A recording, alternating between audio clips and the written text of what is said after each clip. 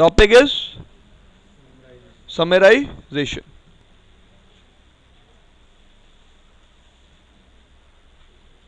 आपको सिर्फ मैं ये बताऊंगा how you will do this thing. Fine. Summarization का मतलब क्या होता है? सुपरनेटिंग करना। ठीक है।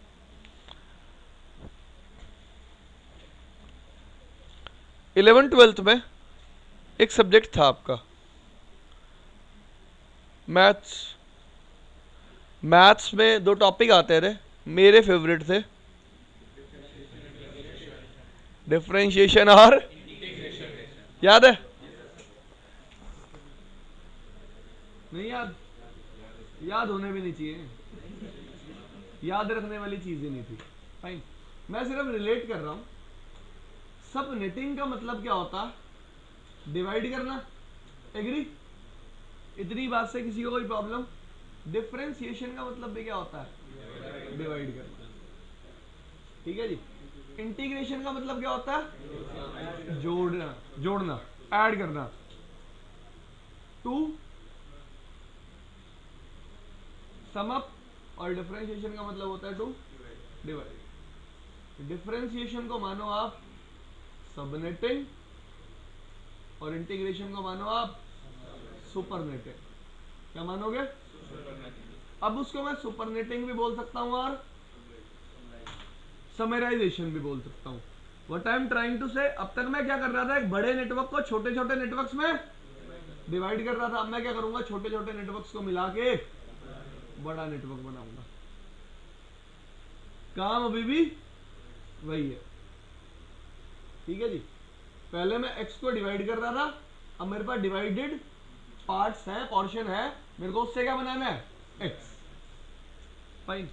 बहुत आसान है करना। एक एग्जांपल करते हैं, आपको क्लियर होगा समराइजेशन कैसे करनी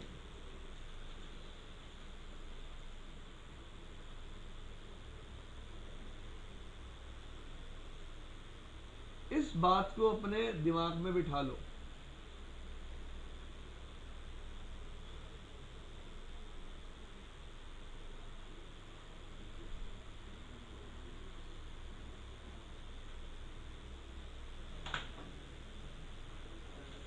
एक सीक्वेंस में मुझे देखना है कि कॉमन बिट्स कितनी है। अगर ये मुझे देखना आ गया मतलब मुझे समराइजेशन समझ में आ गई। एक एग्जांपल ले।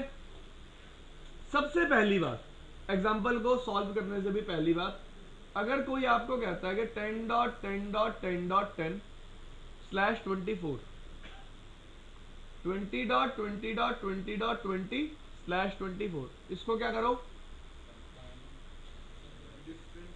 इनका समराइजेशन करो। इनका समराइजेशन कभी भी नहीं हो सकता। याद रखना, समराइजेशन करने के लिए कम से कम एट लीस्ट मुझे फर्स्ट ऑक्टेट क्या चाहिए? सेम चाहिए। फाइन। पहली रिक्वायरमेंट क्या करने की? समराइजेशन। इसका मतलब फर्स्ट ऑक्टेट बोलने की बजाय मैं ये बोल सकता हूं कि समराइजेशन करने के लिए मुझे पहली 8 बिट क्या चाहिए? सेम। एग्री और नॉट? उस भाई का नाम क्लियर भाई? कोई दिक्कत तो नहीं है? पक्का? ठीक है। अब किसी ने सवाल पूछा, सर क्या इसका समराइजेशन होगा ही नहीं? हो तो जाएगा पर हमें पढ़ना नहीं। आप सीसीएन पढ़ रहे हो, सीसीएनपी पढ़ोगे, सीसीआई पढ़ोगे। सीसीआई तक कौन सा समराइजेशन यूज होता है? जिसमें मैक्सिमम 8 बिट कॉमन होंगी ही होंगी। कल को आप सीसीआई सर्विस प्रोवाइडर करने जाते हो तो यार देखो, जब सर्विस प्रोवाइडर लेवल की बात है तो कौन सी सर्टिफिकेशन में कवर होगी? सर्विस प्रोवाइडर लेवल की सर्टिफिकेशन में कवर होगी। वो आपको राउटिंग स्विचिंग में पढ़ने को नहीं मिलेगा। फाइन। ठीक है जी। कोई इश्यू भाई किसी को? तो समराइजेशन करने से पहले पहली जो बात आपके माइंड में क्लिक करेगी वो क्या होगी? कि भाई 8 बिट कम से कम क्या होने चाहिए? सेम। अगर 8 बिट सेम नहीं है तो मैं समराइजेशन। तो वैसे ही मैंने क्या किया, बहुत आसान था, यहाँ पे 8 बिट सेम करना।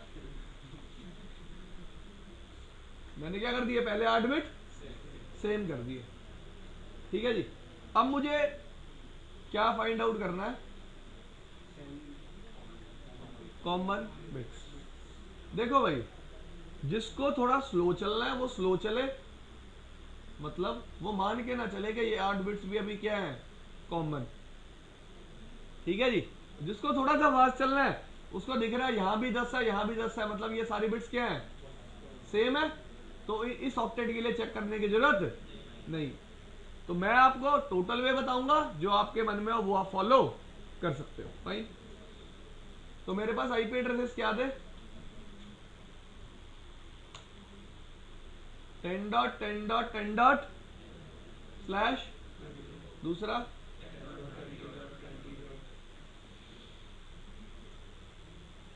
स्लैश, कोई issue. First step, convert this into, किसमें कन्वर्ट करो,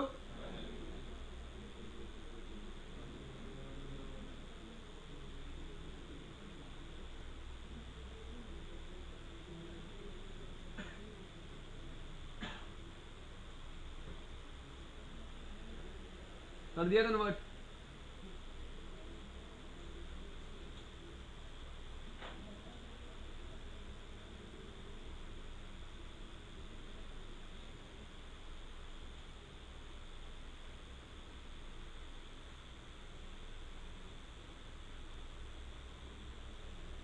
कोई इशू, क्या फाइंड आउट करनी थी, कॉमन बिट्स। भाई देखो, पहला पूरा ऑक्टेट कॉमन है, ये वैल्यू क्या आएगी, सेम। अब यार दूसरे ऑक्टेट में कॉमन ढूंढने की कोशिश करते हैं। पहली बिट कॉमन है, दूसरी, तीसरी भी कॉमन है, क्या चौथी कॉमन है, यहीं पे क्या लगा दूंगा, एक लाइन। ठीक है जी। अब क्या करूंगा, मल्टीप्लाई, क्या करूंगा। अब जो अनकॉमन पार्ट है वो मुझे नहीं देखना, ये तो मेरे लिए क्या रहेगा, सारा अनकॉमन पार्ट मेरे लिए क्या रहेगा, कॉमन पार्ट में 0 इंटू 0, 0 इंटू 0, 0 इंटू 0, यहां भी वैल्यू क्या आ गई। बाकी तो सारा मैंने आपको क्या क्या कहा था, क्या हो जाएगा, 0। ठीक है जी, समझ में आई इतनी बात, पक्का। पहले कितनी बिट्स कॉमन थी, 8, या फिर ऐसे गिन लो, 1 2 3 4 5 6 7 8 9 10 11, कितनी बिट्स कॉमन आई, स्लैश 11। मतलब इस बड़े नेटवर्क में ये दोनों नेटवर्क लाई करेंगे ही करेंगे। कैसे चेक करूंगा मैं इस चीज को, अब आपका काम शुरू होता है, 10.0.0.0 स्लैश 11, इसके लिए नेटवर्क आईडी और ब्रॉडकास्ट आईडी कैलकुलेट करो। नेटवर्क आईडी सेम आएगी, ब्रॉडकास्ट आईडी कैलकुलेट करो फटाफट।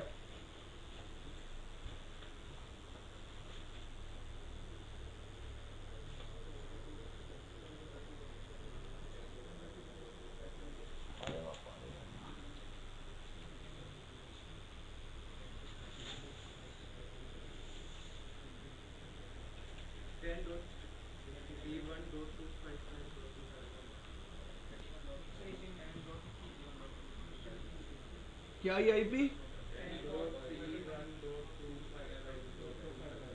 ठीक है। मेरी तो आईपी कौन सी थी, इधर देखो, एक थी यही थी और दूसरी क्या थी,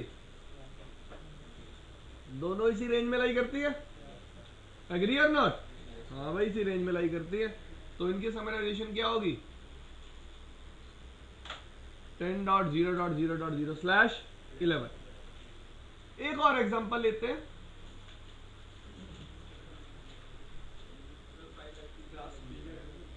हाँ जी, समराइजेशन के लिए क्लास बी का एग्जांपल लो, एक मिनट रुक जाओ।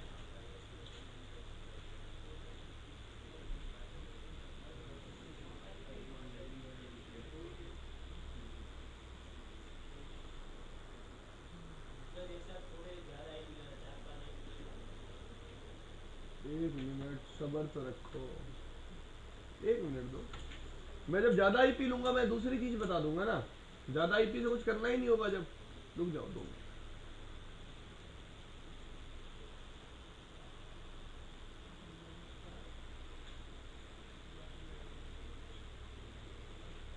ठीक है भाई, दूसरा एग्जांपल लिया मैंने, दोनों में लेंथ क्या है, डिफरेंट या सेम? डिफरेंट। समराइजेशन का रूल यहां भी चेंज नहीं होगा, सेम रहेगा। मैं पहले इसको किस में कन्वर्ट करूंगा, बाइनरी में। क्या कन्वर्ट होगा, 24 को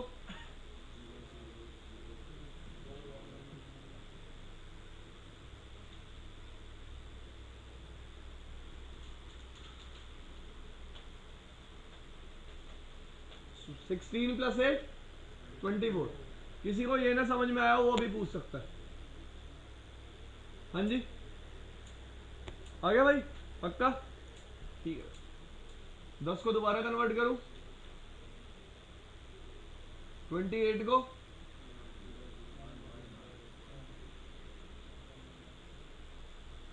फिर 24 को,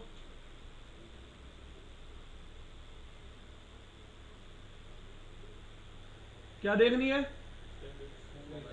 कॉमन बिट्स, कॉमन कॉमन 3 4 5 6 7 8, पूरा ऑक्टेट कॉमन आ गया। सेम वैल्यू आएगी, वैल्यू क्या होगी, और कितनी बिट्स कॉमन है,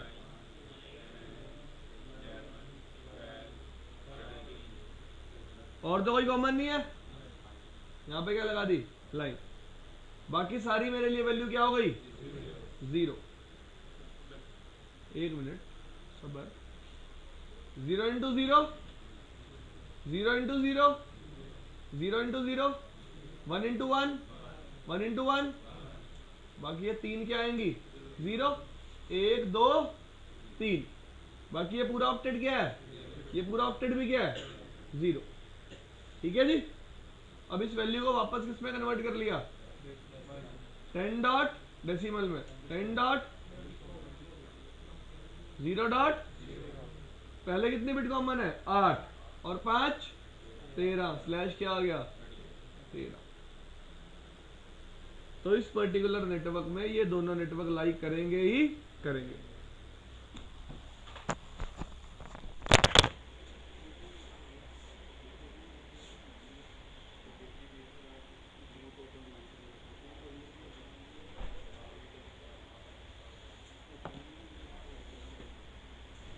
ठीक है जी, कोई इश्यू किसी को?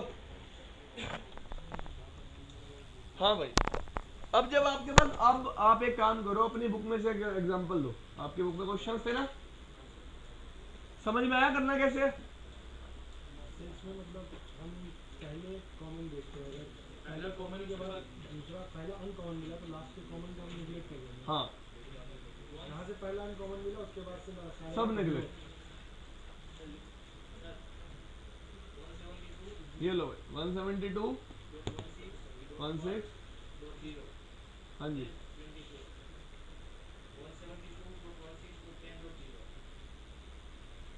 10 है यहाँ।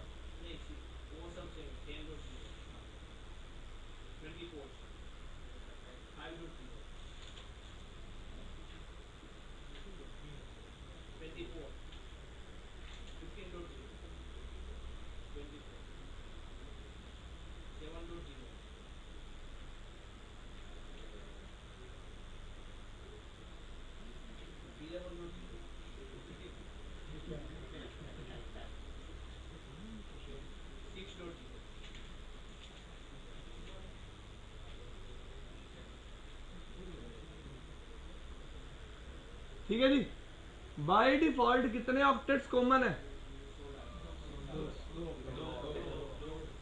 बाय डिफॉल्ट कितने ऑक्टेट कॉमन है, तीसरा ऑक्टेट बाय डिफॉल्ट अनकॉमन है। सबको ये बात पता है? मिनिमम वैल्यू क्या है अनकॉमन ऑक्टेट में, मैक्सिमम क्या है,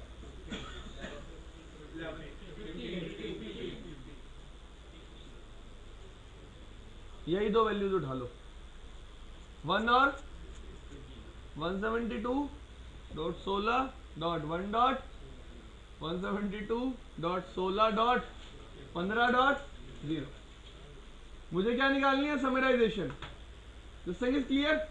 मुझे बताना है भाई ये दोनों नेटवर्क्स किस रेंज में लाई करेंगे, तो बीच के लेने की जरूरत ही क्या है? Is there any need? No. तो अनकॉमन ऑक्टेट में आपको क्या देखना है? मिनिमम वैल्यू क्या और मैक्सिमम वैल्यू क्या है। उन दोनों आईपीस को क्या कर लेना है? सिलेक्ट। फाइन। अब मैं दोबारा निकालूंगा कॉमन बिट्स। तो गाइस देखो थोड़ा तेज करते हैं इस बार। ये दोनों ऑक्टेट बाय डिफॉल्ट ही क्या है? तो 16 बिट्स बाय डिफॉल्ट ही क्या आ गई? सेम। सेम मेरे को देखना है 1 और 15 में। 1 को कन्वर्ट करूं यार, एक दोनों सबर नहीं रखते। ठीक है जी। कितनी बिट्स कॉमन आई? 1 2 3 4। वैल्यू क्या आई? तो 172.16.0.0/16 पहले कॉमन थी और कितनी कॉमन आई? 4। 16 + 4 20। ये क्या आ गया इसका? समराइजेशन।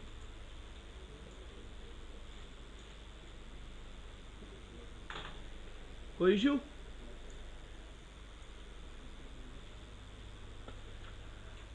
ठीक है भाई, अगला क्वेश्चन करोगे आप सब लोग? यहां लिखूंगा मैं।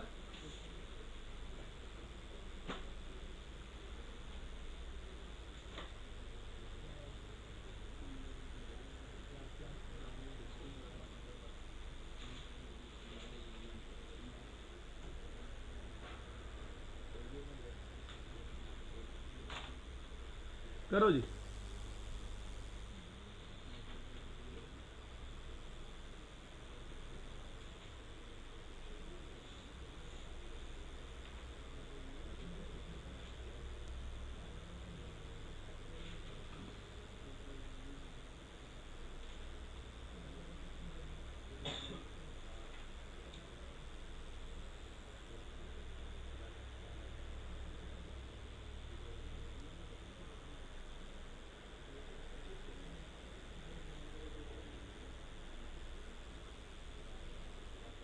हो गया पक्का?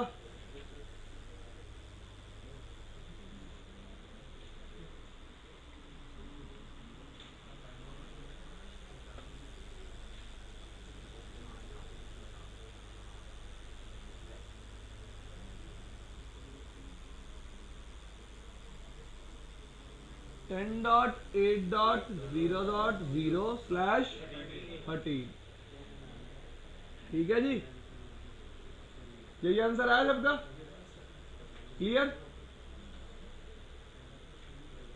तो आज आप अपने घर जाके बचा हुआ होमवर्क भी पूरा कर लेना। आगे बात शुरू करें। ओएसआई मॉडल स्टार्ट करना है आज मुझे। भाई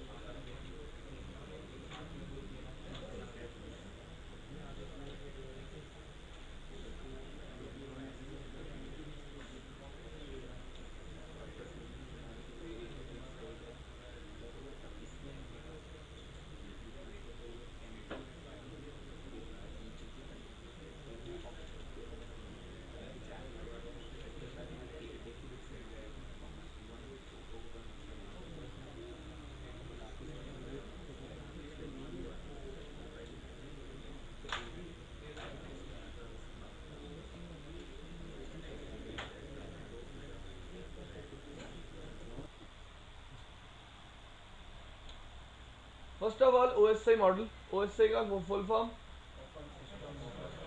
open system interconnection. Connection, fine, connection. Now first of all हमें मॉडल चाहिए क्यों था? What was the reason we build this model? तो इशू क्या था यार? पुराने टाइम में जितनी भी कंपनीज थी और यू कैन से जितने भी वेंडर्स थे, वो अपने प्रोटोकॉल्स और मैकेनिज्म यूज करते थे कम्युनिकेशन करने के लिए। Just think like you are from Gujarat, fine, आप अब से 20 साल पीछे चले जाओ, गुजरात में कौन सी लैंग्वेज चलती है? गुजराती। अगर कोई हरियाणा का बंदा गुजरात चला जाए, वो तो किसी से बात कर ही नहीं सकता, क्योंकि वहां आपस में लोग किस में बात करते थे? मतलब हमारे पास एक स्टैंडर्ड लैंग्वेज नहीं थी जिसमें हम बात कर सके। एग्री? सेम प्रॉब्लम थी टेक्नोलॉजी के साथ। टेक्नोलॉजी बना तो दी थी मैंने, लेकिन टेक्नोलॉजी क्या थी? Device dependent. क्या थी? Device dependent. What I am trying to say, एक आईबीएम का कंप्यूटर है, वो सिर्फ एक आईबीएम के कंप्यूटर से ही बात कर सकता है। क्यों? क्योंकि उन दोनों पे जो प्रोटोकॉल चल रहे हैं वो क्या है? सेम।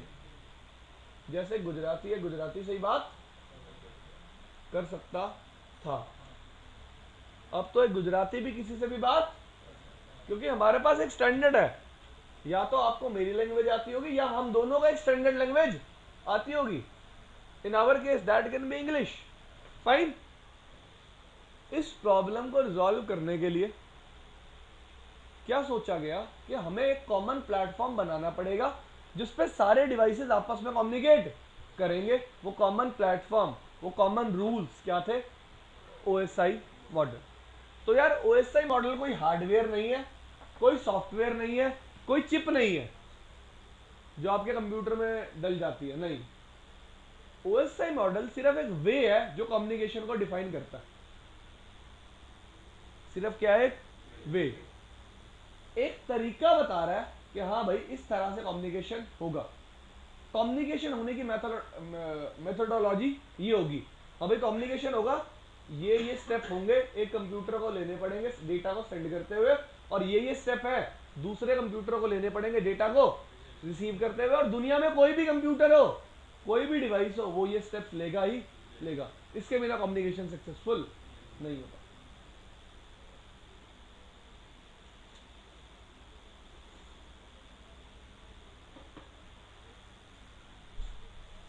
इंडिया में बिना, जैसे जिस कम्युनिटी से आप बिलोंग करते हो, अगर आप उस कम्युनिटी के अकॉर्डिंग अपनी मैरिज नहीं करते तो घर वाले आपकी शादी को शादी नहीं मानते, नहीं मानते। पर्टिकुलर रीजन है यार, उनके लिए शादी का मतलब ही वो सब रीति रिवाज है। अगर उसी को आप फॉलो नहीं करोगे तो शादी को शादी नहीं मानेंगे। तो कम्युनिकेशन का मतलब क्या? किसको फॉलो करना? अगर आप ओएसए को फॉलो नहीं कर रहे तो कम्युनिकेशन कभी भी नहीं होगा। किसके अकॉर्डिंग? एक नेटवर्क इंजीनियर के अकॉर्डिंग। अब यार कम्युनिकेशन का मतलब दो पर्सपेक्टिव से होता है, फाइन। मैं एयरटेल में काम करता हूँ, मेरे लिए कम्युनिकेशन का मतलब कुछ और है।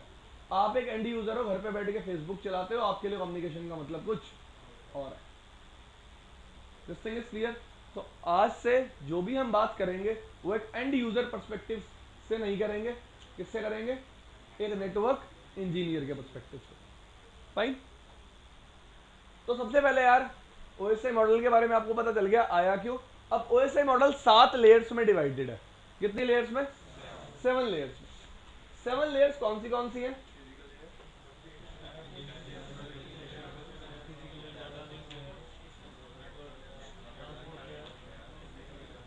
फिजिकल, डेटा लिंक,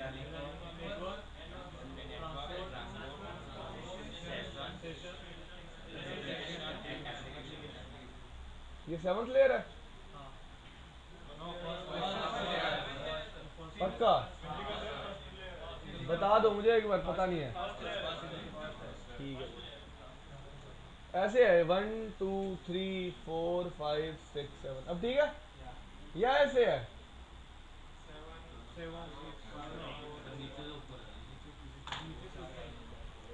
सिर्फ सोचने का तरीका है। It is just a perspective कि भाई 7वीं लेयर कौन सी होगी? एप्लीकेशन। अगर मैं 7वीं फिजिकल बना दूंगा फिर मैं उस अकॉर्डिंग सीक्वेंस याद रखूंगा। But I am trying to say, देखो यार क्या होता है, मैं तभी आपको एक बात कहता हूं कि हर चीज के को समझने के लिए आपके पास एक अपना पर्सपेक्टिव होना चाहिए। अब तक जिस पर्सपेक्टिव पे हम ओएसआई मॉडल को समझते हैं वो किसी का था और हम सिर्फ एक चोरी कर रहे हैं उसको। उसी पर्सपेक्टिव में हम ओएसआई मॉडल को समझना चाहते हैं। Fine, that is just your perspective कि वो 7th लेयर है और वो 1st लेयर, क्योंकि वो एक स्टैंडर्ड है। अगर ये बात आप इस कमरे से बाहर कहोगे, लोग आपको भी और मुझे भी क्या कहेंगे, पागल। हाँ, क्यों? उन्होंने टेक्नोलॉजी किस पर्सपेक्टिव से पढ़ी है? जिसने ओएसआई मॉडल बनाया था उसके पर्सपेक्टिव से। पर समझने को आप कैसे भी समझ सकते हो, चलना आपको भी किसके पर्सपेक्टिव से है, उसी के पर्सपेक्टिव से। फाइन, पहली लेयर कौन सी आएगी? Physical, data link, network, transport, session, presentation, application. Fine, अब लेयर्स में डिवाइड किया क्यों? अगेन सेम बात, किसी भी चीज को डिवाइड कर देने से काम को मैनेज करना क्या हो जाता है, इजी हो जाता है। इसलिए मैंने ओएसआई मॉडल को किसमें डिवाइड किया, लेयर्स में। तो यार मैं स्टार्ट करता हूं एप्लीकेशन लेयर से, ठीक है जी। एप्लीकेशन लेयर कौन सी लेयर है? लेयर 7। अब मैं एप्लीकेशन लेयर से स्टार्ट क्यों करता हूं, फिजिकल लेयर से स्टार्ट क्यों नहीं करता? पहले इस बात का रीजन देता हूं। देखो, कॉल करने के लिए पहले मिलानी पड़ती है, बात की जाती है, पहले मिलानी पड़ती है तभी बात होगी। तो ये एप्लीकेशन और फिजिकल क्या बता रहे हैं? उस प्रोसेस का इनिशिएशन और टर्मिनेशन पॉइंट। क्या बता रहे हैं? इनिशिएशन और, पहले सबसे प्रोसेस क्या होगा, इनिशिएट, तभी तो क्या होगा, terminate. Just try to understand one more thing. आपके घर पे पहले लैंडलाइन फोन थे, आप फोन डायल करते थे यार, फोन जब आप डायल करते थे, कोई भी नंबर डायल कर रहे हो आप, जैसे लेट्स से 26369990 डायल कर रहे हो, आपने मिलाया 26369990। पहले वो इंफॉर्मेशन फोन में रहती थी ना, फिर ही फोन सेंड करता था उसे, एग्री और नॉट? तो मेरा डायल करना क्या है, एप्लीकेशन लेयर। जब फोन उसे सेंड करेगा तब वो कौन सी लेयर पे आएगा, फिजिकल लेयर पे। कौन सी लेयर पे आएगा, फिजिकल लेयर। फिजिकल लेयर इसका मतलब क्या बता रही है कि this thing is related to physical media. Physical layer किससे रिलेटेड है, फिजिकल मीडिया से। और एप्लीकेशन किससे रिलेटेड है, किसी एप्लीकेशन से। एप्लीकेशन पता सबको क्या होती है, ठीक है जी। मैंने पहले दिन क्वेश्चन पूछा था, प्रोग्राम क्या होता है? Set of instruction. सॉफ्टवेयर क्या होता है? Set of programme. एप्लीकेशन क्या होती है? किसी भी तरह का सॉफ्टवेयर। सॉफ्टवेयर को ही आप क्या बोलते हो, एप्लीकेशन। अगर आप इस चीज को डिफाइन करना चाहते हो तो let's talk about Google Chrome. Google Chrome क्या है? बेसिकली वो क्या है, एक सॉफ्टवेयर है, एग्री और नॉट? ठीक है जी। आप गूगल क्रोम को छोड़ो, आप मोजिला फायरफॉक्स ले लो, फाइन, स्काइप ले लो, जीमेल की ऐप आती है वो ले लो, फेसबुक की ऐप आती है वो ले लो, सारी क्या है, एप्लीकेशन। मतलब ये एप्लीकेशंस बनाई क्यों गई, कि मैं इंटरनेट से बात कर सकूं। बिना एप्लीकेशन के क्या आप इंटरनेट से बात कर सकते हो? कोई वे किसी को बताओ। कमांड लाइन से, हाँ बिल्कुल सही कहा इन्होंने। मैं अपनी कमांड लाइन से भी इंटरनेट से बात करके दिखाऊं। मैं कमांड लाइन पे बैठा बैठा गूगल को पिंग, किसी को पिंग करना मतलब उससे बात करना, एग्री और नॉट? पिंग क्या होता है? पिंग एक यूटिलिटी होती है जो मैं कनेक्टिविटी के लिए यूज करता हूं। Leave it aside, we will discuss it after OSI model. जैसे हमारे करिकुलम में आएगा तब हम इसको डिस्कस करेंगे। फाइन, तो इतना आपको पता चला कि एप्लीकेशन लेयर किसी एप्लीकेशन से रिलेटेड है और फिजिकल लेयर किसी फिजिकल मीडिया से। जैसे जैसे लेयर्स के नाम हैं वैसे वैसे लेयर किसी चीज से रिलेटेड है। वो कैसे रिलेटेड है अभी हम देखेंगे। तो स्टार्ट करते हैं एप्लीकेशन लेयर से। एप्लीकेशन लेयर का क्या काम है, एक बार मैं बता दूं, फिर आप देख लेना आपको कितना पता था, या आपको मेरे से ज्यादा पता, तो कोई पॉइंट आप बता भी सकते हो।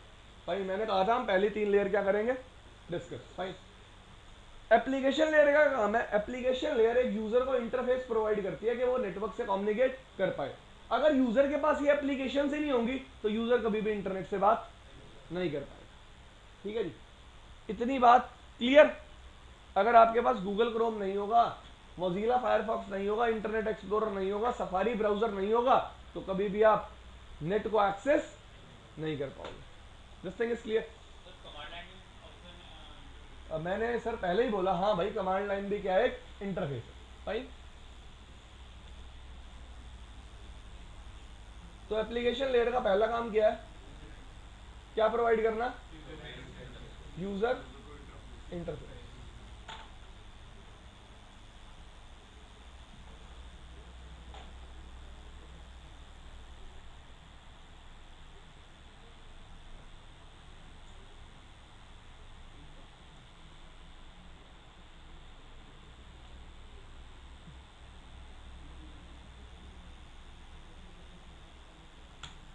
भाई मैंने गूगल लिखा, लेकिन गूगल से पहले HTTP खुद ही लिखा हुआ है, मैंने एंटर किया नहीं। जब भी आप कोई वेबसाइट खोलते हो HTTP HTTPS अपने आप लिखा हुआ आता है। ये क्या है?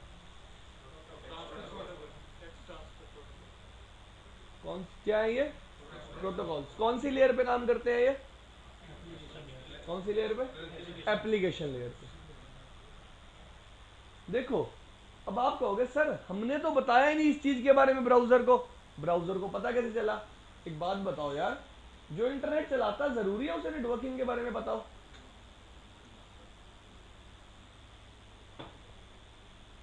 हाँ या नहीं? जरूरी है या नहीं? नहीं है।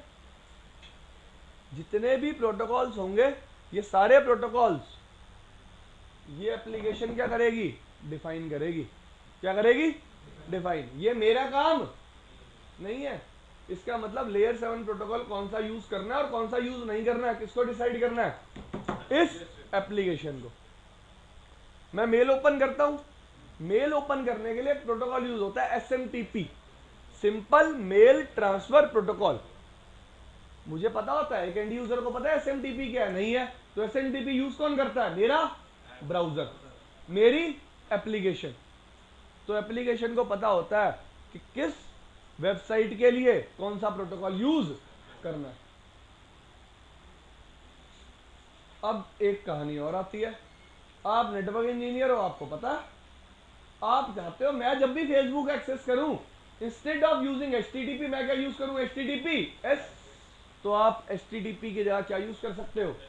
वो आपको खुद को चेंज करना पड़ेगा। अगर ब्राउजर HTTP यूज कर रहा है तो HTTP ही यूज करेगा।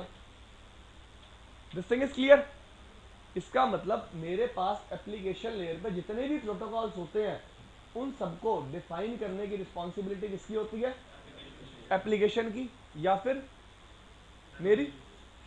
दूसरा केस क्या था? मैं नेटवर्क इंजीनियर हूं, मुझे सब प्रोटोकॉल्स की नॉलेज है तो मैं खुद डिफाइन कर सकता हूं। लेकिन अगर मैं एक एंड यूजर हूं जिसको नेटवर्किंग की नॉलेज नहीं है तो मैं खुद डिफाइन नहीं कर सकता। This thing is clear? अब मैं सेकंड लेयर पे मूव ऑन करने वाला हूं। सेकंड लेयर का नाम क्या है? Presentation layer. प्रेजेंटेशन लेयर खुद ही बता रही है प्रेजेंटेशन लेयर का क्या काम है? प्रेजेंट करना। क्या करना? What do you mean by presenting a thing? मैं अभी क्या कर रहा हूं? मैं आपके सामने जो CCN ने मुझे पता है उसको क्या कर रहा हूं? प्रेजेंट कर रहा हूं। देखो अगर मैं एक ऐसी लैंग्वेज में आपको सेम चीज प्रेजेंट करूं जो आपको समझ में ना आए तो मेरे प्रेजेंट करने का कोई बेनिफिट होगा? नहीं होगा। एग्री? आप A से B पे कुछ भेज रहे हो, आपने A से भेजा तो फाइल चली, प्रेजेंट की, सामने वाले ने A ने प्रेजेंट किया उसको MP3 फॉर्मेट में, लेकिन जब वो B के पास पहुंची JPG फॉर्मेट बन गया, क्या उसका कभी कुछ फायदा होगा? नहीं। मैं चाहता क्या हूं? जिस तरह से सेंडर प्रेजेंट कर रहा है फाइल को उसी तरह से रिसीवर भी समझ पाए सेम फाइल को। पहला काम। दूसरा काम कि जब ये फाइल मेरे नेटवर्क पे ट्रेवल करे इसका जो प्रेजेंट फॉर्मेट है वो क्या रहे? सेम। प्रेजेंट फॉर्मेट क्या रहे? कंप्यूटर में फाइल को आप किससे पहचानते हो? फॉर्मेट से। किससे? फॉर्मेट कौन से होते हैं? बताओ, बता दो यार, थोड़े बहुत तो बता दो।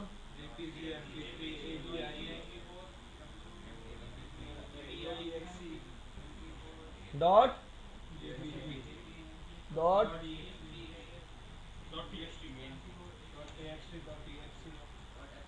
सबसे ज्यादा यूज होने वाले बताओ ना। अरे .3gp और बताओ, याद आया 3gp वाला जमाना, छोटी सी स्क्रीन, जूम भी नहीं होता था। डॉक टेक्स्ट हो गया, डॉक हो गया, एक्सेल हो गया, पीपीटी हो गया। तो जितना भी डेटा आपके सिस्टम पे एग्जिस्ट करेगा वो एक फॉर्मेट में होगा, और आप चाहते क्या हो कि जिस फॉर्मेट में आप फाइल सेंड कर रहे हो उसी फॉर्मेट में वो सेम फाइल क्या हो, रिसीव हो। ठीक है जी, ये काम किसका, प्रेजेंटेशन लेयर का। प्रेजेंटेशन लेयर के बाद बात किस पे आती है, सेशन लेयर पे।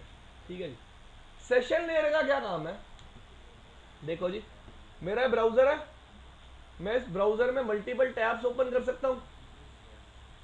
तो यार कभी आपने ऐसा देखा, ऐसा हुआ है कि आपने फेसबुक खोला हो और फेसबुक के पेज पे यूट्यूब की वीडियो फ्लैश आ रही हो, होता है ऐसा?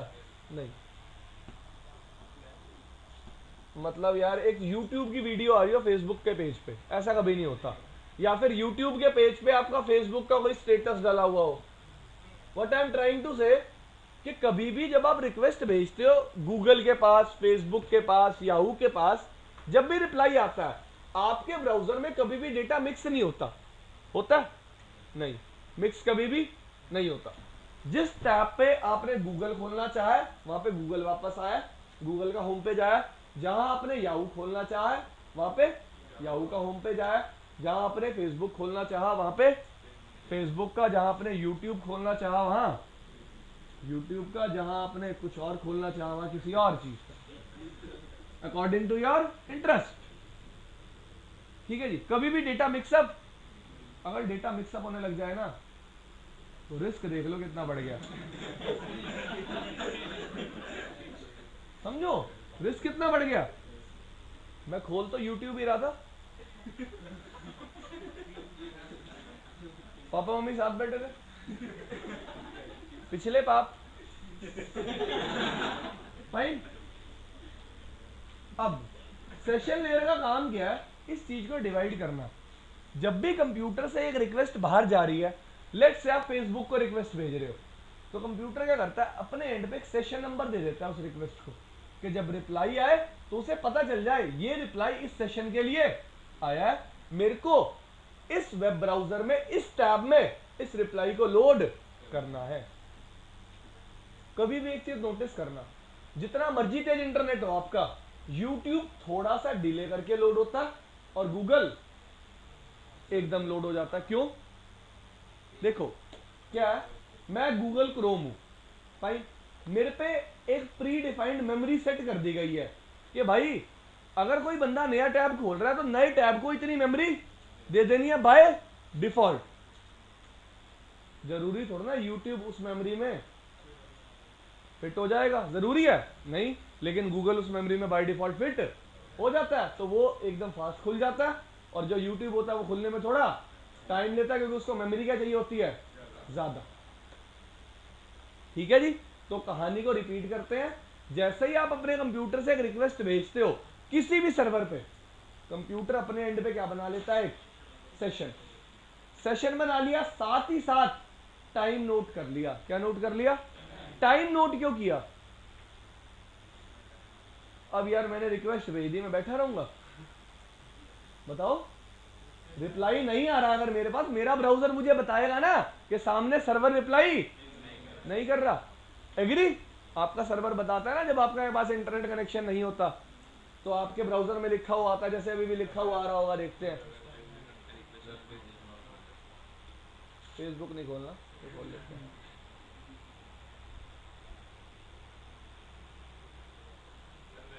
भाई मुझे भी नहीं पता मेरा नेट कैसे चल रहा है। ठीक है, चल रहा है जी, चलने तो फिर तो अच्छी बात है, फाइन। वरना यहाँ पे लिखा हुआ आ जाता है कि हाँ भाई आपका जो सर्वर है वो रिस्पॉन्ड, तो ये भी तो जरूरी है। तभी कंप्यूटर क्या नोट डाउन करता है, टाइम, कि भाई हाँ इस टाइम मैंने रिक्वेस्ट बाहर भेजी थी, मैं इतनी देर वेट करूंगा, इतनी देर में रिप्लाई नहीं आया तो यूजर को क्या दे दूंगा, एक एरर। ताकि आप अपने एंड से पेज को क्या कर सको, रीलोड। क्या कर सको, रीलोड। करते हो ना रीलोड? यस, दोबारा रिक्वेस्ट भेजनी पड़ती है। This thing is clear. तो जब भी कंप्यूटर इंटरनेट पे रिक्वेस्ट भेजेगा, दो चीजें नोट डाउन करेगा, पहला सेशन नंबर, दूसरा टाइम, और तीसरा काम करेगा जैसे कोई रिक्वेस्ट जाएगी अपने ब्राउजर में स्पेस एलोकेट कर देगा। हाँ भाई, इतना स्पेस तो मैंने एलोकेट पहले से ही कर दिया, जब डेटा वापस आएगा स्पेस ज्यादा चाहिए होगा तो मैं स्पेस ज्यादा दे दूंगा। आप इस चीज को वेरीफाई भी कर सकते हो। कैसे?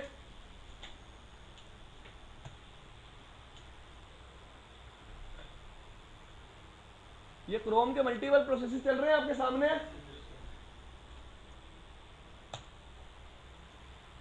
हर एक की मेमोरी सेम है डिफरेंट है? भाई सारे वेब पेज हैं, डिफरेंट मेमोरी लेंगे, सेम क्यों लेंगे जब वेब पेज ही क्या है, डिफरेंट है। एग्री और not? This thing is clear. तो तीन काम हो गए अब सेशन लेयर पे। पहला सेशन नंबर नोट डाउन करना, दूसरा टाइम नोट डाउन करना, तीसरा अपने ब्राउजर में मेमोरी को एलोकेट करना कि हाँ भाई ये रिप्लाई आएगा तो इसको मैं यहां पे सेव करूंगा। कोई भी ब्राउजर आप यूज कर रहे हो सेम वे में काम करेगा, और हर चीज की जरूरत क्या है मैंने आपको साथ के साथ बता दिया। फाइन, एक मिनट ब्रो।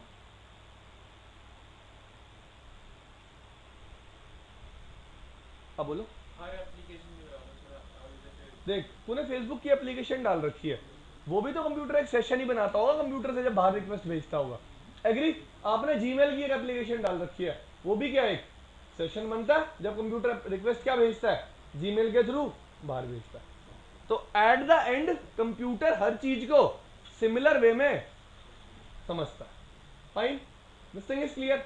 अब सेशन लेयर तक हम आ गए, लेकिन अभी मेरी रिक्वेस्ट कंप्यूटर से बाहर नहीं की। मैंने आपको क्या बताया था शुरू में ही, ओएसआई मॉडल क्या है, एक वे है, डिफाइन करता है हाँ भाई कम्युनिकेशन इस तरह से होगा। ये डिवाइस है ए, ये डिवाइस है बी, ये भी पूरा ओएसआई मॉडल फॉलो करेगा और ये भी पूरा, तब कम्युनिकेशन होगा। अभी कितनी लेयर्स हुई हैं इस पे? सिर्फ तीन। कौन सी? एप्लीकेशन, प्रेजेंटेशन और सेशन। ठीक है जी। अब कौन सी लेयर शुरू करूंगा मैं?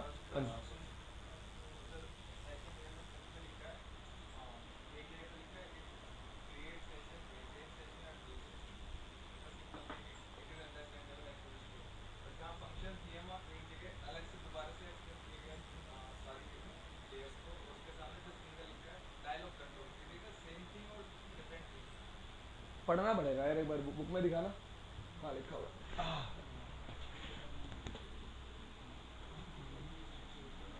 कौन सा पेज है यार बताइए एक बार। इसका कोई पार्टिकुलर टाइम नहीं होगा सर्वर के पास, मतलब मेरे हिसाब से 2 सेकंड होता है आईसीएमपी के लिए सिर्फ। प्रोटोकॉल टू प्रोटोकॉल डिपेंड करता है टाइम आउट टाइम कितना है।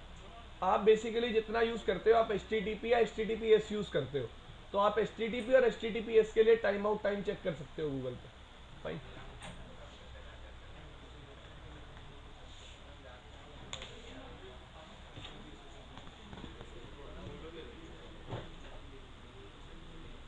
सर जैसे वेबसाइट जब डेवलप करते हैं उसमें भी हम कुछ सेशन क्रिएट करते हैं, उसमें भी हम टाइम आउट का देखते हैं कि हमने इतने टाइम के बाद आउट हो जाता है, तो ये क्लास करेगा या सर्वर जैसे सर्वर का होगा और हमारे वेबसाइट से? यार वो कुछ और बात है। ये कह रहा है जब तुम पेटीएम से पेमेंट करते हो तो एक सेशन बन जाता है भाई, 180 सेकंड में आपको पेमेंट करनी है। वो आपका सेशन थोड़ा है यार, वो तो पेटीएम का सेशन है अपना। दोनों इंडिपेंडेंट है, उन दोनों का कोई लेना देना नहीं है। हाँ यार,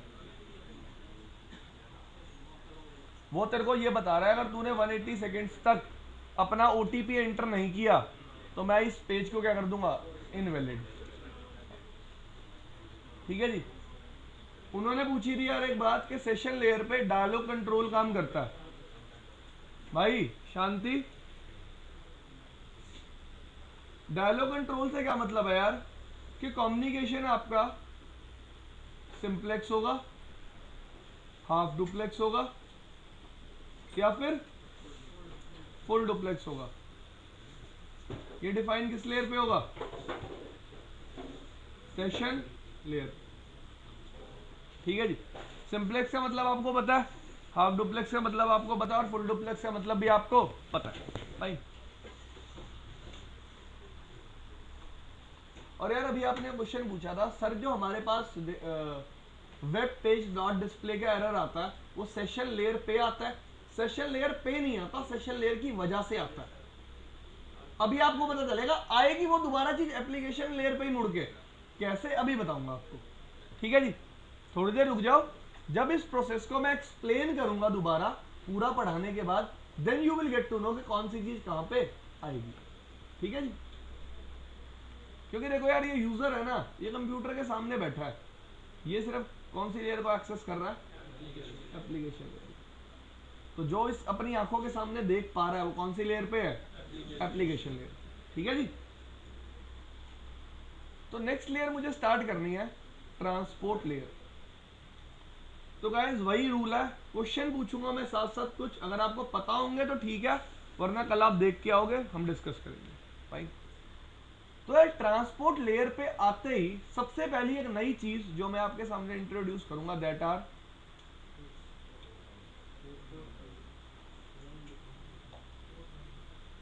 पोर्ट नंबर्स। तो यार सबसे पहले ये जान लेते हैं पोर्ट नंबर्स हैं क्या, फिर देखेंगे हम पोर्ट नंबर यूज क्यों करते हैं भाई। पोर्ट नंबर्स क्या है यार, एक डेसिमल वैल्यू है भाई, जो 0 से लेके 65535 के बीच में एग्जिस्ट करेगी भाई। पोर्ट नंबर दो तरह के होंगे। अब इतनी ही वैल्यूज क्यों होंगी, इसके पीछे रीजन है, क्योंकि मेरे पास जो हेडर्स हैं उसमें इतनी ही बिट्स इनके लिए प्रोवाइड असाइन की गई हैं। अभी देखेंगे हेडर्स क्या हैं। दो तरह के पोर्ट नंबर्स होते हैं,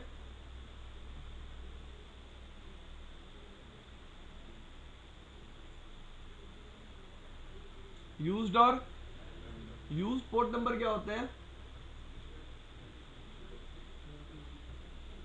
और रैंडम कौन से हैं,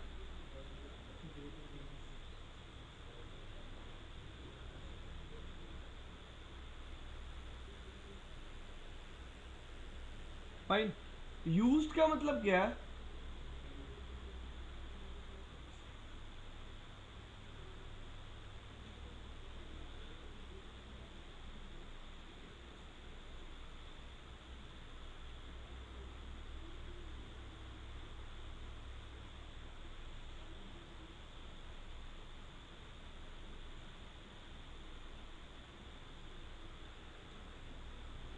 क्या लिखा मैंने, which we have already assign to. और रैंडम कौन से हैं,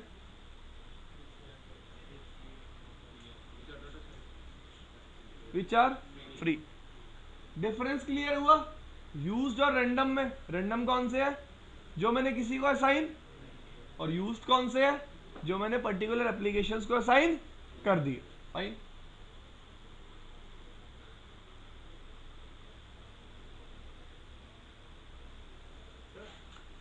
जीरो टू वन पे किया तो जीरो भी तो ही होगा किसी का रिजल्ट। सारी बिट जीरो नहीं हो सकती। ठीक है भाई,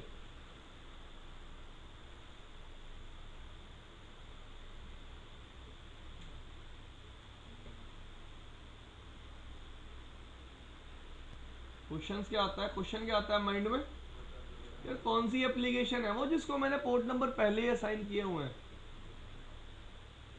कौन सी एप्लीकेशन है वो, और you can say layer 7। In protocols को मैंने क्या प्रोवाइड किया हुआ है, एक पोर्ट नंबर जो मैं किस लेयर पे डिफाइन करता हूं, कौन सी लेयर पे हूं मैं अभी, कौन सी लेयर पे हूं, ट्रांसपोर्ट लेयर पे। ठीक है जी, अब एक नॉर्मल सी बात करते हैं। मैंने कंप्यूटर से अपने वेब ब्राउजर से फेसबुक ओपन करने की कोशिश की। ठीक है जी, फेसबुक में HTTP यूज होगा, HTTPS यूज होगा, ये डिसाइड करना किसका काम था, ब्राउजर का। एग्री, मेरे ब्राउजर ने सिलेक्ट कर लिया। अब कंप्यूटर को पता है ना कि HTTP पोर्ट नंबर क्या यूज करता है या नहीं पता? पता। मतलब पोर्ट नंबर और एप्लीकेशन सारी चीजें क्या है? प्री डिफाइंड है।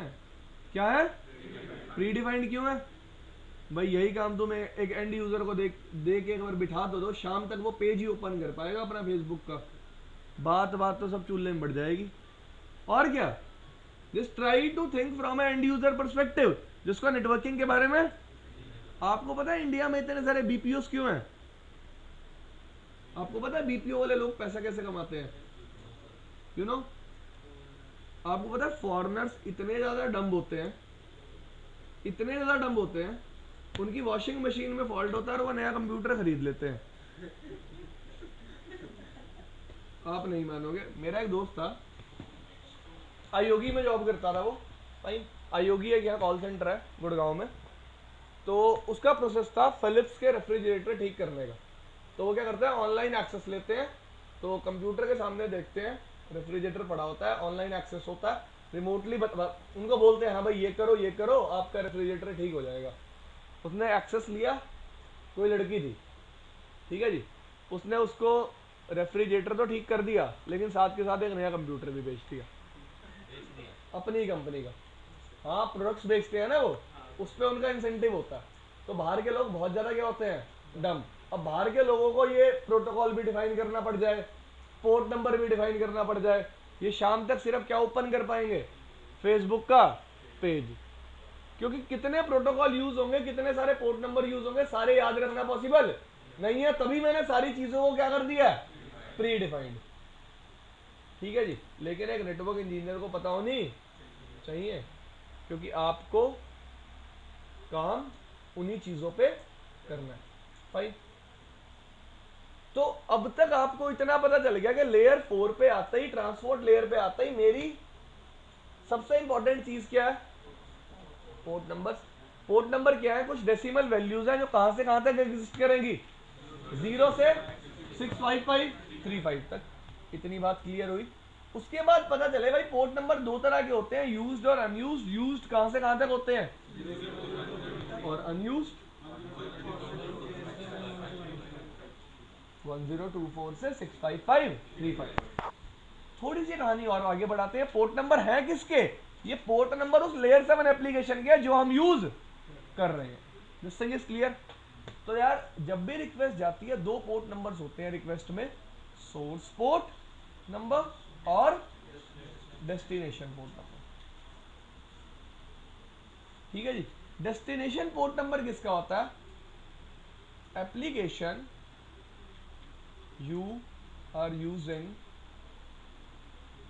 Eight layer 7। तो कोई भी एप्लीकेशन बताओ, लेट से मैं क्या यूज कर रहा हूं, HTTP, तो मेरा डेस्टिनेशन पोर्ट क्या होगा, 80। मैं क्या यूज कर रहा हूं, मेरा पोर्ट नंबर क्या होगा, ठीक है। सोर्स पोर्ट क्या रहेगा, सोर्स पोर्ट क्या रहेगा, रैंडम पोर्ट। एक नॉर्मल सा एग्जांपल लेते हैं, मुझे किसी को लेटर भेजना है, तो भाई एड्रेस तो उसी का लिख के भेजूंगा ना। मैं अपना एड्रेस उसे नहीं बताना चाहता, लेकिन मुझे उसको भेजना है, तो डेस्टिनेशन में एड्रेस किसका आएगा, उसका आएगा ना। मैं ये रिक्वेस्ट किसको भेज रहा हूं, फेसबुक सर्वर को। सर्वर पर रिक्वेस्ट आएगी, आपके पास लेटर आएगी, आप उस पर डेस्टिनेशन चेक करोगे ना कि ये मेरे लिए आई है या नहीं आई, या फिर किसी का भी लेटर रख लेते हो आप घर पे जब आता है। ऐसा तो नहीं करते ना, कुरियर किसी का भी आया रख लिया भाई, हाँ भाई यही मेरा एड्रेस है, यही मेरा नाम है, किया साइन और अंदर जाके खोल रहे हैं, हाँ भाई ये आया। ऐसे तो नहीं करते ना। नॉर्मली हाउ वी बिहेव, हमारे पास एक कुरियर आया, हम उसमें देखते हैं कुरियर पर डेस्टिनेशन क्या लिखा हुआ है, वो अगर हमारे डेस्टिनेशन से मैच करता है तो हम उसे एक्सेप्ट करते हैं, वरना कभी भी एक्सेप्ट नहीं करते। This thing is clear. तो मैं एक्सेस किस एप्लीकेशन को कर रहा हूं, HTTP को। ठीक है जी, अब कहानी दोबारा से स्टार्ट करते हैं। मैं कौन हूं, यूजर हूं, आप कौन हो, फेसबुक सर्वर हो। मैंने आपके पास एक रिक्वेस्ट भेजी, उस रिक्वेस्ट में पोर्ट नंबर्स भी होंगे, एग्री और नॉट। तो आप क्या देखोगे, सोर्स पोर्ट नंबर या डेस्टिनेशन पोर्ट नंबर, डेस्टिनेशन देखोगे। भाई ये यूजर मेरे को रिक्वेस्ट कर रहा है, डेस्टिनेशन पोर्ट नंबर क्या भेज रहा है, 80। इसका मतलब ये पर्टिकुलर यूजर किस एप्लीकेशन को एक्सेस करना चाहता है, HTTP को। किसको एक्सेस करना चाहता है? दिस थिंग इज क्लियर कि मैंने डेस्टिनेशन पोर्ट नंबर ही क्या रखा है, यूज्ड पोर्ट नंबर। मैंने ऐसा क्यों किया? क्योंकि जब भी एक एंड यूजर या जब भी कोई मशीन कोई भी ट्रैफिक रिसीव करेगी, वो उसमें कभी भी सोर्स चेक नहीं करेगी। क्या चेक करेगी? डेस्टिनेशन। सोर्स तो बाद में आएगी जब डेस्टिनेशन मैच कर जाएगी। एग्री? देखो, मेरे घर एक लेटर आया, फिर एक्सप्लेन कर रहा हूं, मैं उस पर देखूंगा मेरे घर के एड्रेस पे आया, या अगर वो मेरे घर के एड्रेस पे आया तब मैं देखूंगा किसने भेजा है। क्यों? मुझे उसको क्या भेजना पड़ेगा, एक एक्नॉलेजमेंट कि हाँ भाई मेरे तुम्हारा लेटर मुझ तक पहुंच गया। भाई किसी से भी आया हो, मेरे घर के एड्रेस के लिए आया ही नहीं, तो मेरे को क्या लेना देना उस चीज से। This thing is clear. तो मैंने डेस्टिनेशन पोर्ट नंबर क्या रखा है, यूज्ड पोर्ट नंबर, और सोर्स पोर्ट नंबर क्या रखा है, random port number. Random port number मतलब any port number greater than 1023, greater than 1023। तो मैंने ले लिया रैंडम पोर्ट नंबर 1024, और डेस्टिनेशन पोर्ट नंबर लेट से 443 या फिर 80। ये पहला काम था किसका, ट्रांसपोर्ट लेयर का। क्या प्रोवाइड करना रिक्वेस्ट में, पोर्ट नंबर। अब गाइस ट्रांसपोर्ट लेयर पे आते ही आपका डेटा क्या होता है, डिवाइड होता है। किसमें डिवाइड होता है, सेगमेंट्स में। सेगमेंट क्या होता है, सबसे पहले सबसे छोटी टर्म डिस्कस करते हैं, what is a segment. Guys segment का मतलब होता है जैसे डेटा डिवाइड होगा, डेटा का स्मॉलेस्ट पार्ट क्या होगा, डेटा का स्मॉलेस्ट पार्ट, उसके साथ क्या लग जाएगा, ट्रांसपोर्ट हेडर। भाई ये टोटल मिलके क्या बन जाएगा, सेगमेंट। ठीक है जी। तो आपको मेरे को कल ये बताना है कि मैक्सिमम सेगमेंट साइज क्या होता है।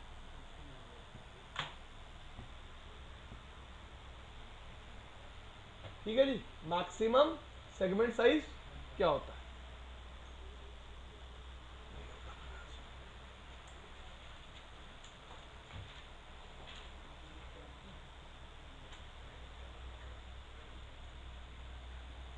करें चेक।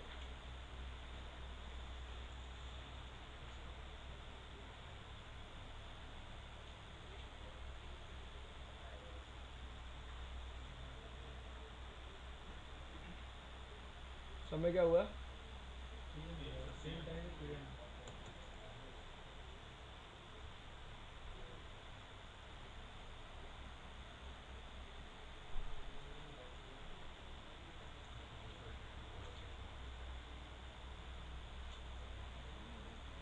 कौन सा जून,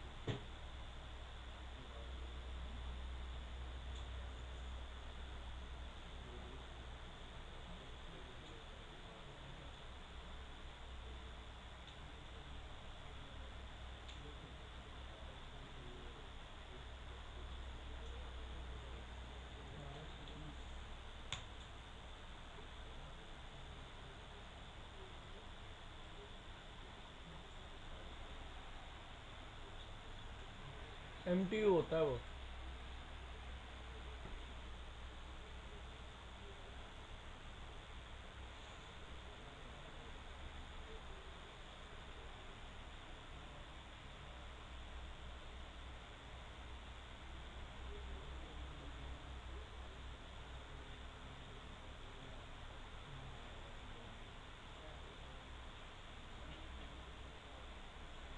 और कोई इन्फॉर्मेशन चाहिए आपको इस बारे में?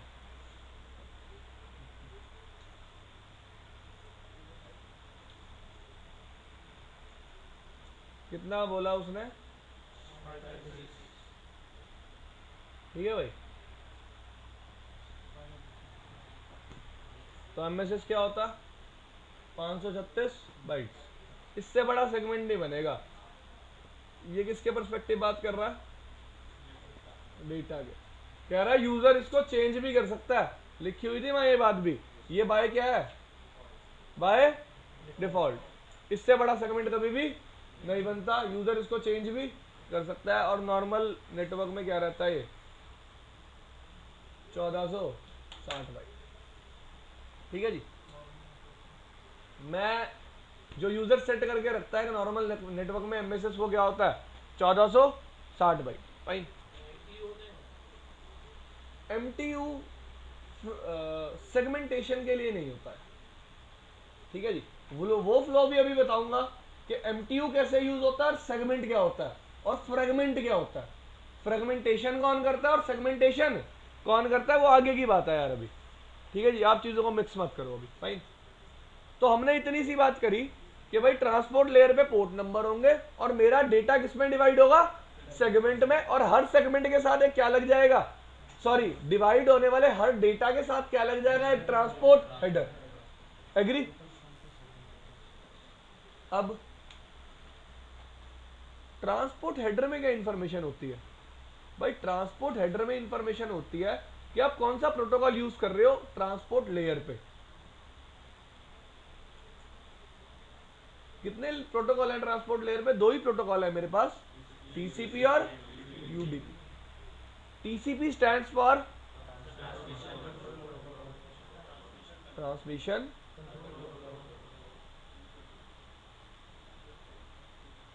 UDP stands for user data का प्रोटोकॉल। अब आप कहोगे सर देखो, हमने स्टार्ट कहां से किया था? लेयर 7 से। हमने बोला कि लेयर 7 पे मैं कौन सी एप्लीकेशन यूज कर रहा हूं? Let's say HTTP. उसका पोर्ट नंबर क्या था? प्री डिफाइंड, जो कि क्या था? 80। तो प्रोटोकॉल भी क्या होगा? Pre defined. एग्री और नॉट? क्योंकि यूजर को, एंड यूजर को तो प्रोटोकॉल के बारे में भी नहीं पता, तो प्रोटोकॉल भी क्या होता है? हमेशा प्री डिफाइंड। कि अगर आप एचटीटीपी यूज कर रहे हो तो लेयर 4 पे क्या यूज होगा? टीसीपी। अगर आप HTTPS यूज कर रहे हो तो भी लेयर 4 पे क्या यूज होगा? TCP। लेकिन अगर आप DNS यूज कर रहे हो तो लेयर 4 पे क्या यूज होगा? UDP। ये चीजें क्या है? पहले से ही प्री डिफाइंड, और आप और मैं इसे चेंज नहीं कर सकते। जैसे मैं पोर्ट नंबर को चेंज नहीं कर सकता, वैसे ही मैं TCP और UDP को चेंज नहीं कर सकता।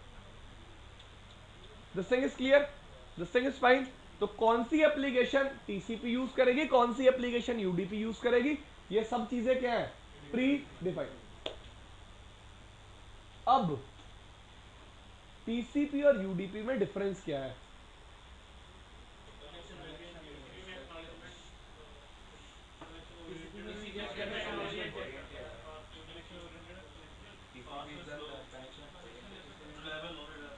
Reliable, non reliable, acknowledgement, no acknowledgement, connection oriented, connection less. क्या है यार ये सारी बातें? क्या मतलब है इन सब बातों का?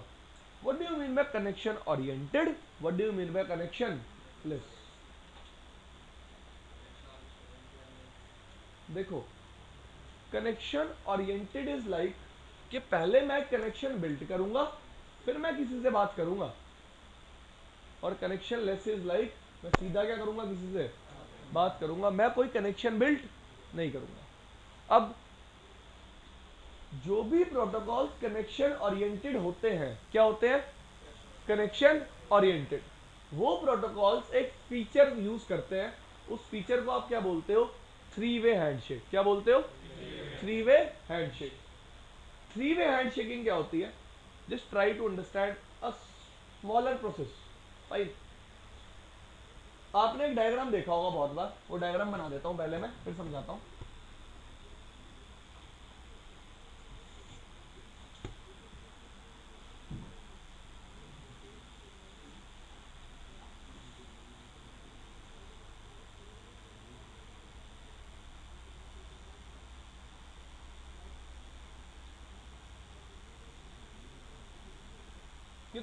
देखा हुआ है डायग्राम,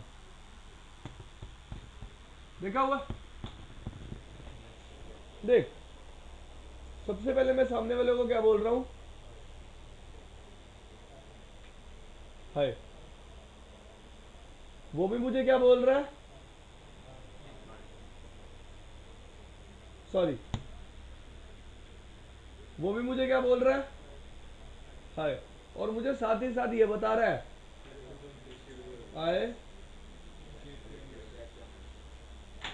आई गेट यार, हाय, ठीक है। और तीसरा बंदा क्या बोल रहा है, आई गेट यार,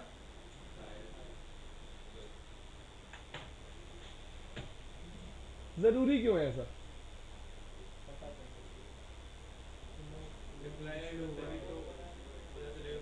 सोचो थोड़ा सा, ऐसा जरूरी क्यों है।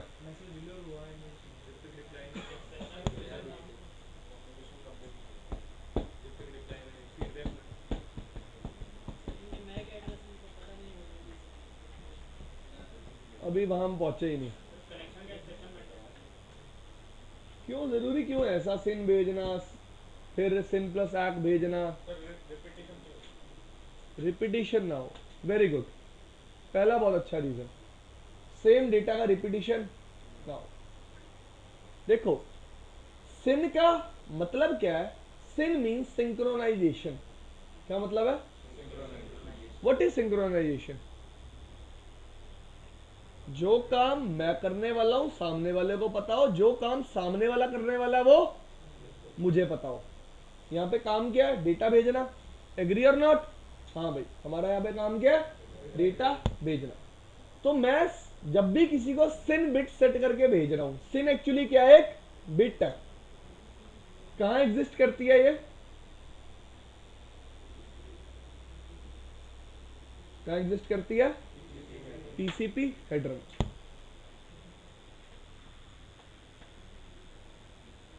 ठीक है जी।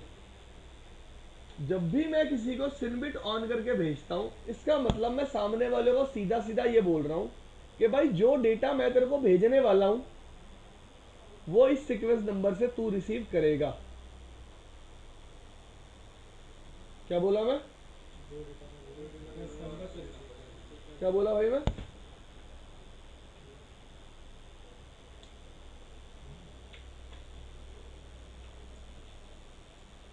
सिन सेट करके भेजने का मतलब क्या है, जो मैं डेटा सेंड कर रहा हूं, मैं डेटा तुझे इस सीक्वेंस नंबर से सेंड करूंगा।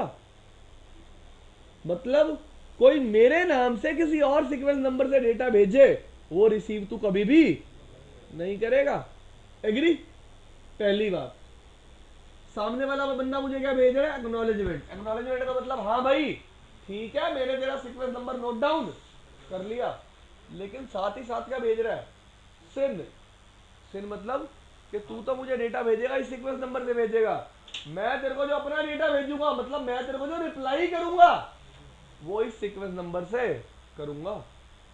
देखो, दो डेटा ट्रेवल कर रहे हैं एक्चुअली है, एक मैं उसे जो रिक्वेस्ट भेज रहा हूं, और दूसरा जो मैं उसे, वो मुझे जो रिप्लाई भेज रहा है। देखो, एक्नॉलेजमेंट तीसरी चीज है bro, acknowledgement is the third thing. देखो, मैंने तुम्हें बोला हेलो, ठीक है, तुमने भी मुझे बोला हेलो, ये तुमने मुझे डेटा भेजा और मैंने तुम्हें, इसमें कहीं एक्नॉलेजमेंट नहीं आई। एक्नॉलेजमेंट क्या होती, मैं तुम्हें बोलता हेलो, तुम मुझे पहले बोलते हेलो रिसीव्ड, फिर तुम मुझे क्या बोलते हेलो, तो हेलो रिसीव्ड क्या होती, एक्नॉलेजमेंट, एग्री। यही काम यहां पे हो रहा है। कंप्यूटर सर्वर को सबसे पहले क्या बोल रहा है कि मैं तुझसे एक कनेक्शन बनाना चाहता हूं, सर्वर कहता है ठीक है भाई, मैं बिट देखता हूं कौन सी ऑन है, कौन सी बिट ऑन है, कौन सी बिट ऑन है, सिन बिट। सिन का मतलब क्या है, सिंक्रोनाइजेशन।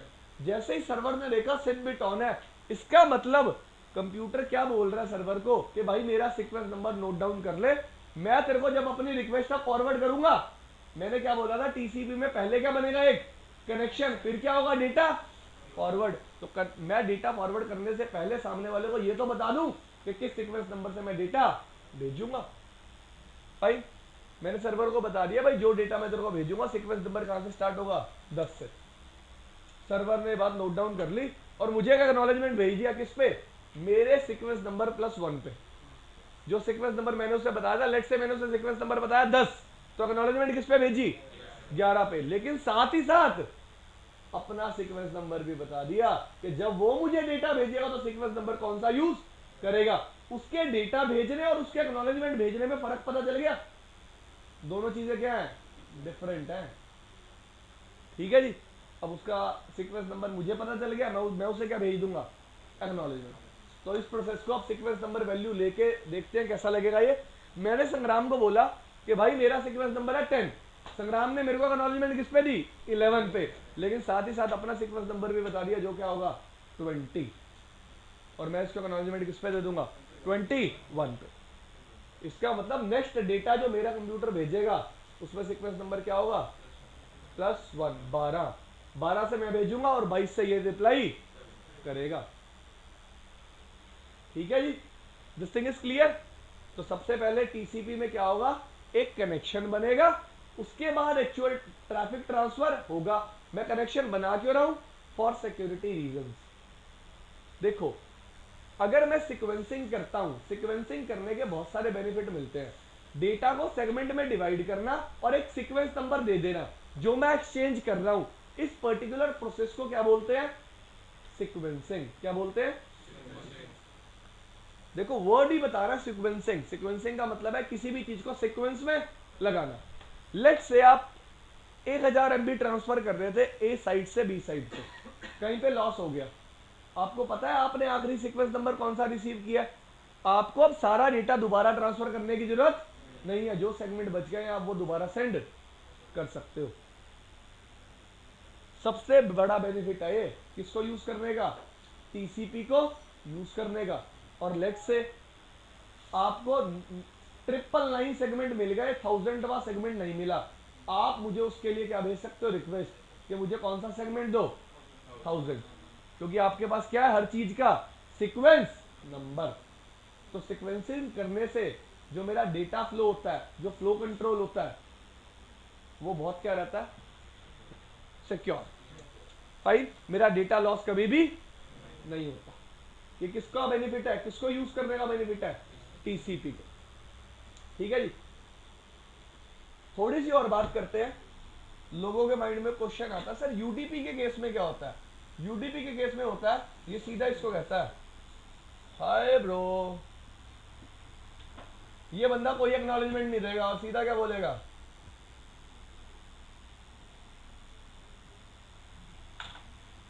हाय सिस्टर। कोई एक्नॉलेजमेंट का फंडा, कोई रिलायबिलिटी नहीं है। एग्जांपल ले, स्काइप यूज करते हो, जैसे ही नेट स्लो होता है डिले आ जाता है वॉइस और वीडियो में। डिले पता क्या होता है, आदमी बोलेगा किसी ऑल टाइम पे, आवाज आएगी किसी ऑल टाइम पे, क्योंकि रिलायबिलिटी वहां पे नहीं है। दूसरा एग्जांपल लेते हैं, यूट्यूब यूज किया कभी, यूट्यूब पे काम करना, वीडियो को आधा बफर होने देना, अपने नेट को बंद कर देना, कर दिया डिस्कनेक्ट, वीडियो चला लेना, दोबारा चल जाएगी जितनी बफर हुई है। और अगर मैं नेट से दोबारा कनेक्ट होता हूं, वहीं से दोबारा बफर होना स्टार्ट होगी। इसका मतलब कंप्यूटर के पास रिकॉर्ड है कि मैंने कितने सेगमेंट रिसीव कर लिए हैं और अब मुझे किस सेगमेंट नंबर या किस सीक्वेंस नंबर के लिए रिक्वेस्ट करनी है। ठीक है जी। तो YouTube क्या यूज करता है, टीसीपी। और जितने आपकी ये वीडियो कॉलिंग, स्काइप चलता है, फेसबुक कॉलिंग होती है, ये सब लोग क्या यूज करते हैं, यूडीपी। पेमेंट वाले जितने भी गेटवे हैं सब यूडीपी यूज करते हैं भाई, जितने भी गेटवे हैं सारे टीसीपी यूज करते हैं, पेमेंट वाले। बिल्कुल। पेमेंट गेटवे टीसीपी यूज करते हैं। और एक बात मैं आपकी अंडरस्टैंडिंग के लिए अभी आपको बता दूं, ऐसा कभी नहीं होता अगर मैं फेसबुक ओपन कर रहा हूं तो मैं फेसबुक सर्वर को हिट कर रहा हूं, नहीं। एलटीएम हमने डिस्कस किया था, ये एक डिवाइस होता है एलटीएम, लोकल ट्रांसपोर्ट मैनेजर। एक टेक्नोलॉजी आई हुई है भाई, अगर किसी को पढ़नी हो नई टेक्नोलॉजी, कोई शौकीन हो, लोड बैलेंसर आया हुआ है मेरे पास एक F5। आपने एमवीटी कोर्स में एनरोल किया, तो एमवीटी कोर्स में टेक्नोलॉजी थी F5 लोड बैलेंसर, वो भी कवर की जाएगी। तो जितना भी आपकी रिक्वेस्ट को बैलेंस करने का काम है किसका, इस लोड बैलेंसर का। तो एक्चुअली हम जब भी फेसबुक, जीमेल, याहू कुछ भी ओपन करते हैं, हम सर्वर को डायरेक्टली हिट नहीं करते। किसको हिट करते हैं? सर्वर से पहले लगी हुई डिवाइस को। ये डिवाइसेस कौन सी है? LTM, GTM, बहुत सारी है भाई, जिनका काम क्या है? सेम भाई। यार एक डिवाइस 1.5 करोड़ रुपए की आती है भाई, तो it's not a small thing, बहुत छोटी चीज नहीं है। जिसको वो टेक्नोलॉजी आती है वो 5-7 लाख रुपए मार्केट से ऐसे ही ले लेता है। हाँ भाई मेरे को टेक्नोलॉजी आती है, मेरे को इतने पैसे चाहिए, अगर तुम दोगे तो मैं तुम्हें पढ़ा दूंगा। पढ़ाने के सिर्फ 4 लोगों को, हाँ भाई मेरे को टेक्नोलॉजी आती है, मैं तुम्हें पढ़ा सकता हूँ। क्योंकि टेक्नोलॉजी बिल्कुल नहीं आई है, बहुत ज्यादा लोगों को इसके बारे में पता भी नहीं है, बहुत ज्यादा लोगों को ये आती भी नहीं है। ठीक है जी।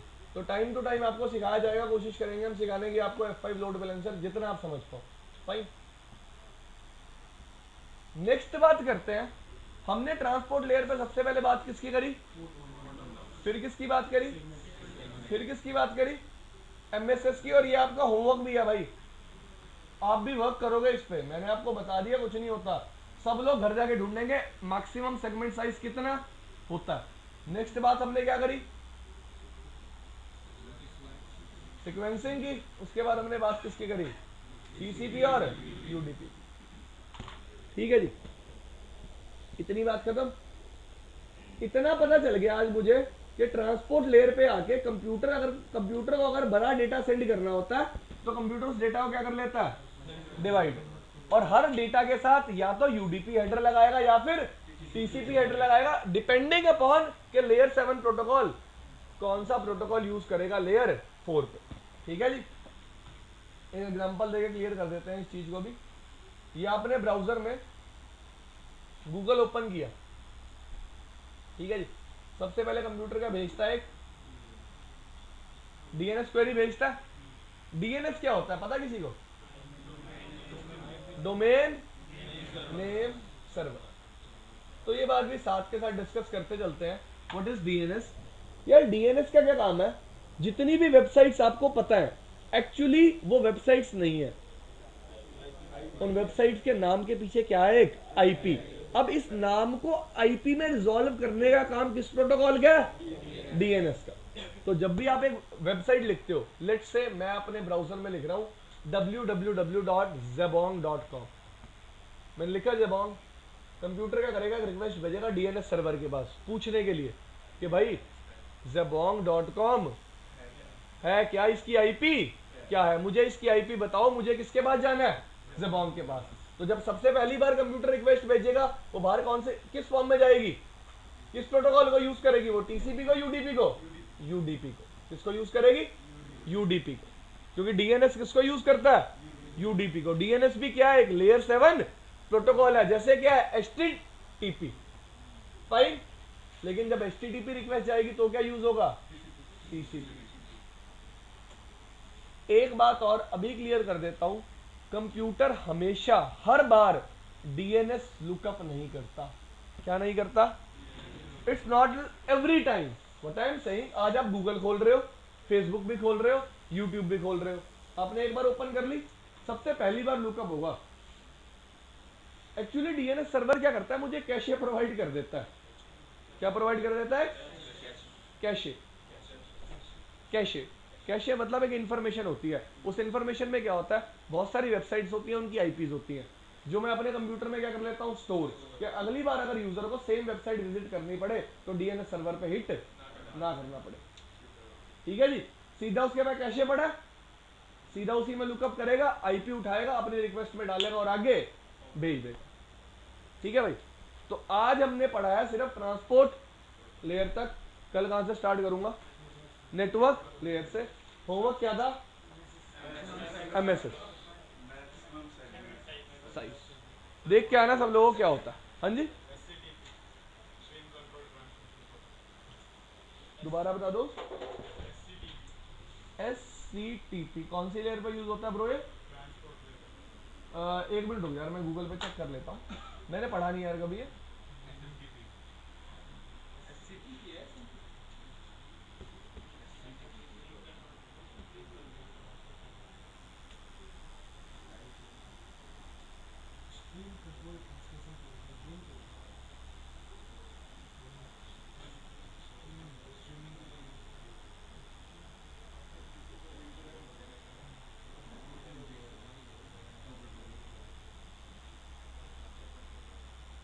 यार it work same like TCP, you can read this thing. एक मिनट यार,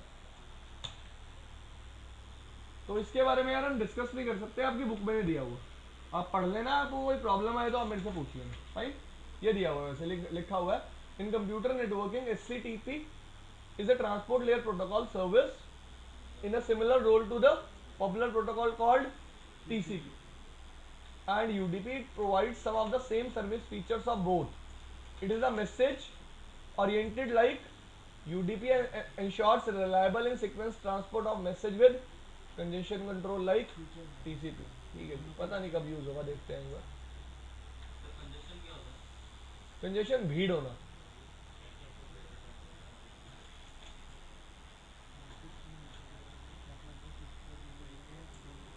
कल बता दूंगा इसके बारे में यार मैं आपको, ठीक है, पढ़ना पड़ेगा एक बार।